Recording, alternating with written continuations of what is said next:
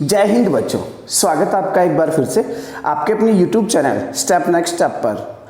दोस्तों, मेरा नाम है रमेश चौधरी और जैसे कि आपको पता होगा 2020-21 का जो बोर्ड एग्ज़ाम है वो रद्द हो चुका है, निरस्त हो चुका है।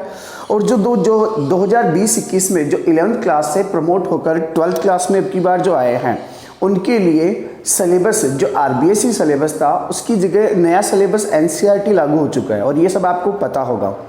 तो दोस्तों, NCERT सिलेबस अपन स्टार्ट करने जा रहे हैं। ज्योग्राफी सब्जेक्ट अपन पढ़ेंगे।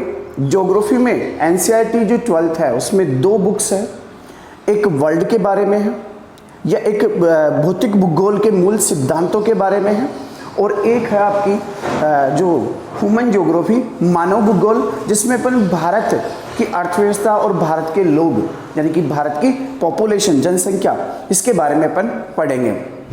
तो दोस्तों, आज जो अपन बुक स्टार्ट कर रहे हैं उसका नाम है भारत, लोग और अर्थव्यवस्था और उसके चैप्टर फर्स्ट अध्याय संख्या 1 जिसका नाम है भारत, जनसंख्या, वितरण, घनत्व, वृद्धि और संगठन।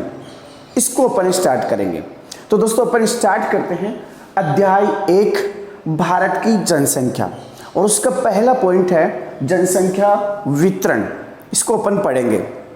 दोस्तों, किसी भी देश में जो जनसंख्या होती है, उस देश की जो पॉपुलेशन होती है, वही उस देश का मुख्य संसाधन होता है, मुख्य रिसोर्सेज होता है। जैसा कि पहला पॉइंट आप पढ़ रहे हैं, जनसंख्या एक महत्वपूर्ण घटक होता है किसी भी राष्ट्र का। क्यों?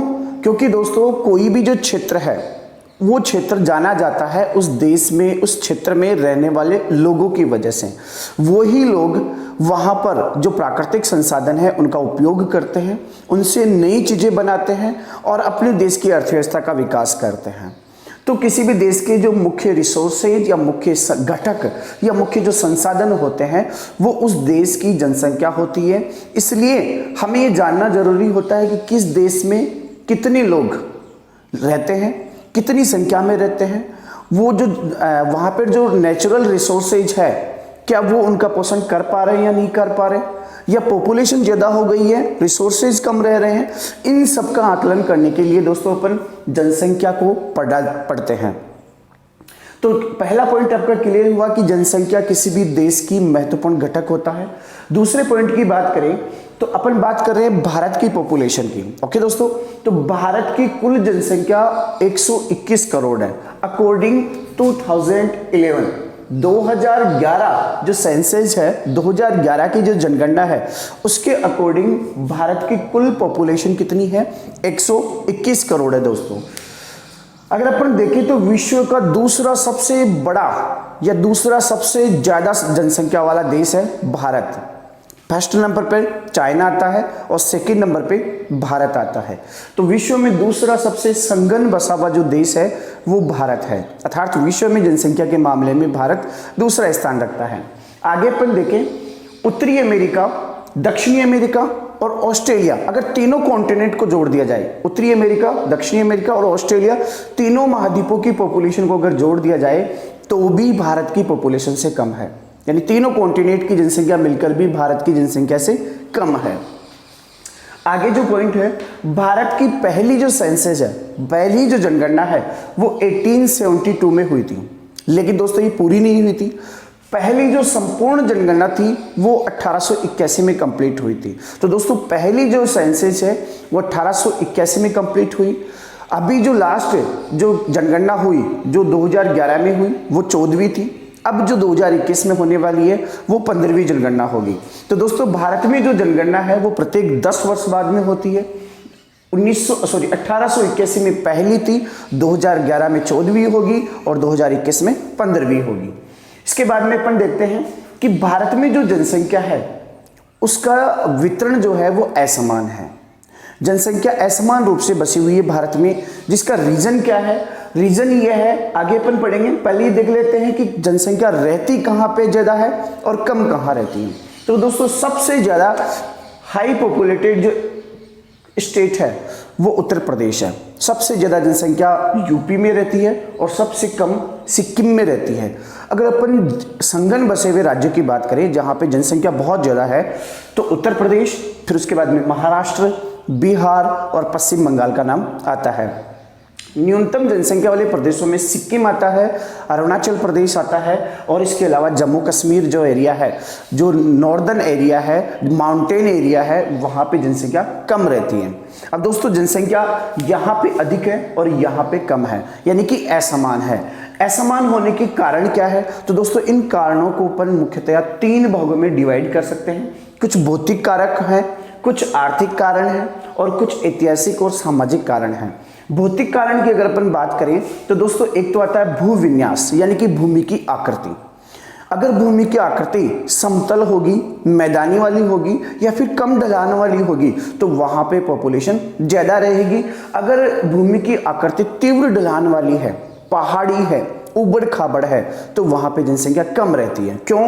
क्योंकि दोस्तों जहां पे समतल मैदान होते हैं, जैसे कि अपन मैप में देखें तो भारत का जो ये एरिया है, ये एरिया जो है वो समतल मैदानों वाला है जिसको नॉर्दर्न प्लेन्स भी कहते हैं। और यहाँ पर कृषि का, उद्योगों का, इसके अलावा परिवहन जाल का अधिक से अधिक विकास हुआ है। क्यों हुआ दोस्तों? क्योंकि प्लेन्स होते हैं ना, वहाँ पर एग्रीकल्चर आसानी से की जा सकती है, जो ट्रांसपोर्ट है वो भी आसानी से वहाँ पे बसाया जा सकता है। इसके अलावा इंडस्ट्रियलाइजेशन भी यहाँ पे ज़्यादा हो सकता है, औद्योगिकरण भी ज़्यादा हो सकता है, इसलिए यहाँ पे जनसंख्या ज़्यादा रहती है।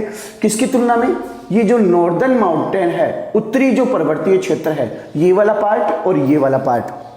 तो दोस्तों ये तीव्र ढलान वाले क्षेत्र हैं, यहाँ पे कृषि का विकास नहीं हो सकता, ना ही परिवहन का विकास हो सकता है, ना ही किसी उद्योग का विकास हो सकता है, इसलिए जनसंख्या वहाँ पर कम रहती है। ओके दोस्तों, सेकंड आता है आपका भौतिक कारण में जल की उपलब्धता। दोस्तों अगर अपन देखें तो प्राचीन समय में भी जो नदी घाटियाँ थी वो संघन बसे हुए प्रदेश थे। कारण ये है कि लोगों को वहाँ पर वाटर मिल जाता था, तो जहाँ पर जल उपलब्ध होता है लोग वहाँ पर रहते हैं। क्यों? क्योंकि जल एक अपरिहार्य संसाधन है, जल मनुष्य के लिए जीवन है, इसलिए जहाँ पे जल उपलब्ध होगा वहाँ पे जनसंख्या ज़्यादा होगी। जैसे कि राजस्थान का थार मरुस्थल, इस एरिया में अगर यहाँ पे अपन देखें, इस बेल्ट में जल की कमी है इसलिए पॉपुलेशन कम है। ओके दोस्तों, तीसरा आता है जलवायु। दोस्तों जलवायु भी एक मुख्य कारण है। क्लाइमेट जो होता है वो किसी भी व्यक्ति के रहने के लिए अनुकूल होना चाहिए, तभी वहाँ पे जनसंख्या ज़्यादा रहती है। अगर अपन बहुत ज़्यादा ठंडे प्रदेशों की बात करें या फिर बहुत ज़्यादा गर्म प्रदेशों की बात करें तो वहाँ पे जनसंख्या कम है। जैसे कि ये एरिया है लद्दाख, सही है, इसके अलावा ये एरिया है थार का मरुस्थल, तो ये बहुत ज़्यादा ठंडा है, ये बहुत ज़्यादा गर्म है। दोनों ही क्या है? न्यून जनसंख्या वाले प्रदेश है। तो जहाँ पे जो जलवायु है वो मानव के रहने के अनुकूल होगी, वहाँ पर लोग ज़्यादा रहेंगे, ज़्यादा वहाँ पे जनसंख्या बसेगी। तो दोस्तों 3 भौतिक कारण हुए, भूविन्यास यानी कि भूमि की आकृति, जल की उपलब्धता और जलवायु।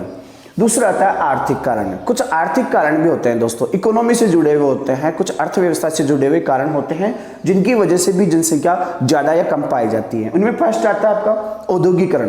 दोस्तों जहाँ पे उद्योग स्थापित होंगे यानी कि इंडस्ट्रियलाइजेशन ज़्यादा होगा तो क्या होगा? वो लोगों को अट्रैक्ट करेगा, आकर्षित करेगा। लोग क्या करेंगे? रोजगार पाने के लिए दूसरे क्षेत्रों से पलायन करके उस क्षेत्र में आएंगे जहाँ पे इंडस्ट्रीज डेवलप्ड हो चुकी है, क्योंकि वहां पर उनको रोजगार मिलेगा। तो जहां पे उद्योगों का विकास होगा वहां पे क्या होगा दोस्तों? पॉपुलेशन भी संघन होगी। दूसरा नगरीकरण। नगरीकरण मीन्स नगरों की बढ़ती हुई पॉपुलेशन, नगरीकरण है ना। तो इसमें क्या है दोस्तों? नगर जो होते हैं वो आधुनिक सुविधाओं से परिपूर्ण होते हैं। वहाँ पे शिक्षा, चिकित्सा, रोजगार, बहुत सारी चीज़ें जो आधुनिक सुख सुविधाएं हैं वो वहाँ पर मिलती हैं। इस वजह से क्या होता है? नगरों की जनसंख्या ज़्यादा होती है। किसकी तुलना में?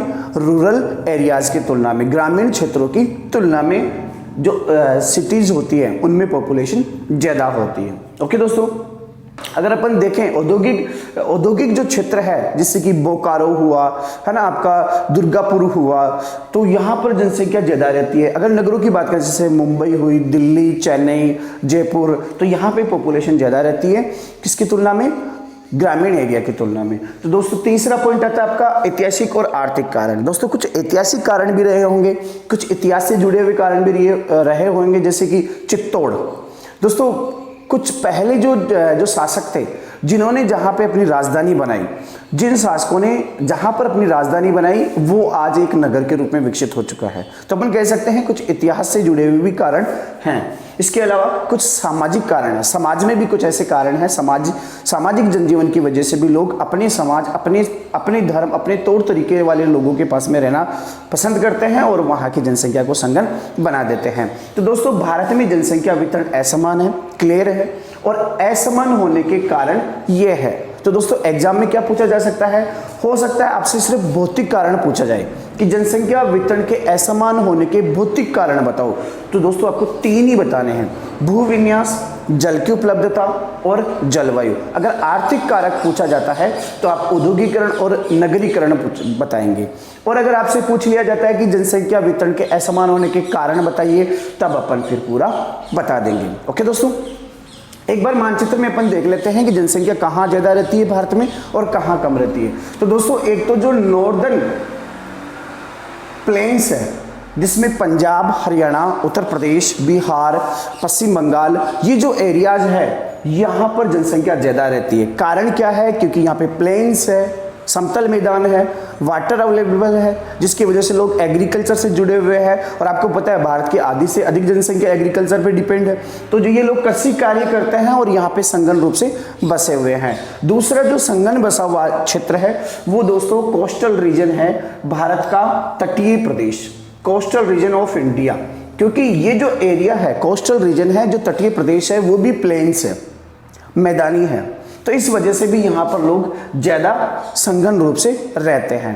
ये तो हो गया दोस्तों जहाँ पे जनसंख्या ज़्यादा रहती है। अगर अपन मध्यम की बात करें कि जनसंख्या मध्यम रूप से कहाँ बसी हुई है, तो जो इंडिया का मिडल पार्ट है, middle part of India, Bharat का मध्य क्षेत्र, बीच वाला जो क्षेत्र है वो जनसंख्या में मध्यम रूप से बसा हुआ है।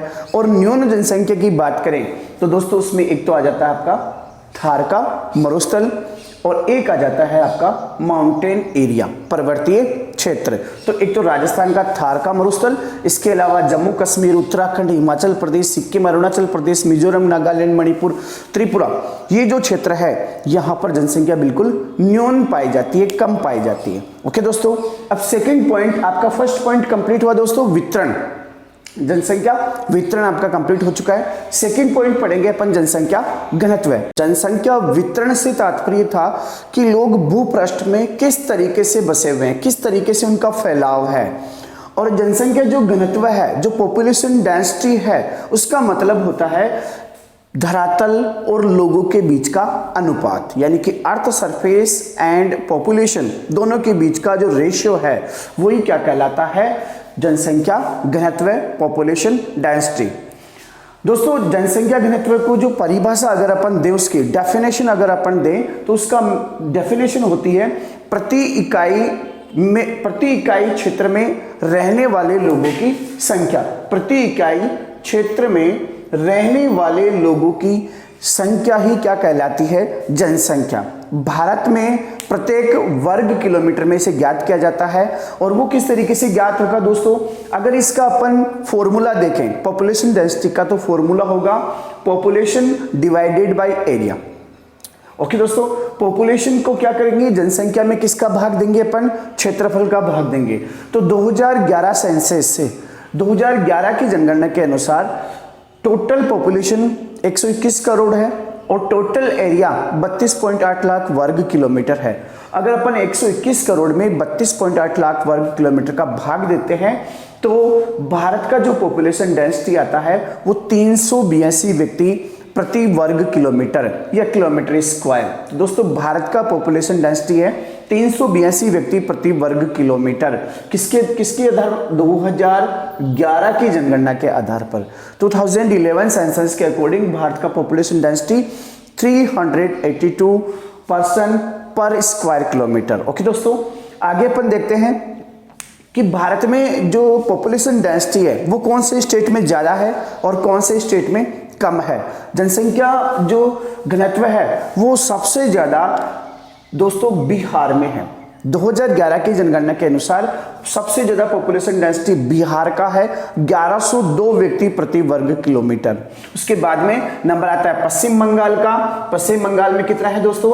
1029। तो टॉप जो पॉपुलेशन डेंसिटी वाला जो स्टेट है वो बिहार हुआ, उसके बाद में पश्चिम बंगाल और फिर आता है उत्तर प्रदेश। और अगर अपन न्यूनतम की बात करें, सबसे कम पॉपुलेशन डेंसिटी कहाँ है, तो दोस्तों आपको दिख रही होगी। कहाँ पर है दोस्तों? गैस करो। ये है आपका कौन सा स्टेट? अरुणाचल प्रदेश। अरुणाचल प्रदेश। अरुणाचल प्रदेश का पॉपुलेशन यानी जनसंख्या घनत्व कितना है? 17 व्यक्ति प्रति वर्ग किलोमीटर। और सबसे ज्यादा किसका है? बिहार का। कितना है? 1102 व्यक्ति प्रति वर्ग किलोमीटर। कौन सी जनगणना के आधार पर? 2011 की जनगणना के आधार पर। चलो आगे अपन देखते हैं, आगे क्या है। कुल कृषि भूमि पर जनसंख्या के दबाव को ज्ञात करने के लिए कायिक घनत्व और कृषि घनत्व ज्ञात किया जाता है। दोस्तों भारत एक कृषि प्रधान देश है और भारत में अधिकतर जनसंख्या कृषि पर डिपेंडेड है। जैसे मैंने अभी बताया आपको, आधे से अधिक जनसंख्या कृषि पर डिपेंडेड है। तो अपन ये देखते हैं कि भारत में जो एग्रीकल्चर जो एरिया है, कृषि जो भूमि है, उस पर जनसंख्या का दबाव कितना है, यानी कि कितनी पॉपुलेशन उस पर डिपेंडेड है। तो इसको ज्ञात करने के लिए दो सूत्र, दो फॉर्मूला काम में लिया जाता है। एक तो कायिक घनत्व और दूसरा होता है कृषि घनत्व। कायिक घनत्व क्या होता है दोस्तों? कुल जनसंख्या को डिवाइड किया जाता है निविल बोया क्षेत्र से। निविल बोया क्षेत्र मीन्स होता है जिस क्षेत्र में एग्रीकल्चर की जा रही है, जिस क्षेत्र में कृषि की जाती है, उसे कहते हैं निविल बोया गया क्षेत्र। ओके दोस्तों, अब अगर अपन देश का कायिक घनत्व निकालें तो देश का कायिक घनत्व निकालने के लिए क्या करेंगे? कुल जनसंख्या वही 121 करोड़ और निविल बोया गया क्षेत्र। दोस्तों यहां पर अपन ने टोटल एरिया लगाया है। ओके, यहाँ पे अपन ने भारत का कुल क्षेत्रफल लगाया है, लेकिन अब इसकी जगह लगाना क्या है? अब उसकी जगह लगाना है सिर्फ वो क्षेत्र जिसपे कृषि की जाती है। अब भारत के सभी क्षेत्रों में कृषि तो की नहीं जाती। माउंटेन एरिया है या फिर जो डेजर्ट एरिया है या फिर जो प्लेटू है यानी कि पठारी क्षेत्र है, तो वहां पर कृषि नहीं की जाती। सिर्फ कहाँ पे की जाती है? जो प्लेन्स है, जो मैदानी क्षेत्र है, जो उपजाऊ मैदान है, वहां पर कृषि की जाती है।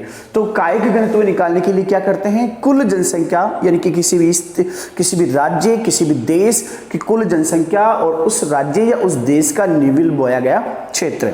दूसरा अपन देखते हैं कृषि घनत्व। अब दोस्तों इसमें अपन ने टोटल जनसंख्या ली थी। टोटल जनसंख्या मतलब इंडिया का अगर अपन निकालते हैं तो 121 करोड़ ले लिया, और क्षेत्रफल कौन सा लिया था? जिस पे एग्रीकल्चर की जा रही हो। अब यहाँ पे कौन सी जनसंख्या लेनी है? जो कृषि में शामिल हो, कृषक जनसंख्या हो। कृषि में शामिल मतलब कृषि मजदूर हुए, इसके अलावा कृषि से संबंधित कोई कुटीर उद्योग हुआ, या फिर जो खेती में कंप्लीट रूप से संलग्न होते हैं, वो कृषक जनसंख्या होती है। तो अपन टोटल पॉपुलेशन न लेकर कौन सी लेंगे? जो एग्रीकल्चर में लगी हुई है, जो कृषि कार्यों में लगी हुई है। तो कृषि कार्यों में लगी हुई जनसंख्या अर्थात कृषक जनसंख्या को डिवाइड करेंगे किससे? निविल बोया क्षेत्र से, वही जिसमें एग्रीकल्चर की जाती है। तो दोस्तों ये हुआ आपका पॉपुलेशन डेंसिटी, जनसंख्या घनत्व। भारत की जनसंख्या घनत्व देखिए अपन ने 382 है। सबसे ज्यादा किसकी है? बिहार की है। सबसे कम अरुणाचल प्रदेश की है। अपन ने फिर देखा इसका फॉर्मूला क्या होता है और इसकी डेफिनेशन क्या होती है। दो अपन ने ये सूत्र देखे। क्यों देखे? क्योंकि भारत एक एग्रीकल्चर कंट्री है, एग्रीकल्चर डिपेंडेंट कंट्री है, इसलिए इस फॉर्मूला का भारत में काफी महत्व है, इसलिए अपन ने ये भी देखा। ओके दोस्तों, ये आपके फर्स्ट चैप्टर के 2 पॉइंट कंप्लीट हो चुके हैं। 2 पॉइंट कौन से? जनसंख्या वितरण, जनसंख्या घनत्व, population distribution and population density. अब अपन पढ़ेंगे ग्रोथ और कंपोजिशन, जनसंख्या वृद्धि और जनसंख्या संगठन। ओके दोस्तों, जनसंख्या वृद्धि और जनसंख्या संगठन पढ़ने के लिए अपन दूसरा लेक्चर लेके आएंगे, दूसरा वीडियो लेके आएंगे। तब तक बने रहिए मेरे साथ में। अगर अच्छा लगे तो लाइक और शेयर जरूर करें अपने दोस्तों के साथ में। Thank you so much.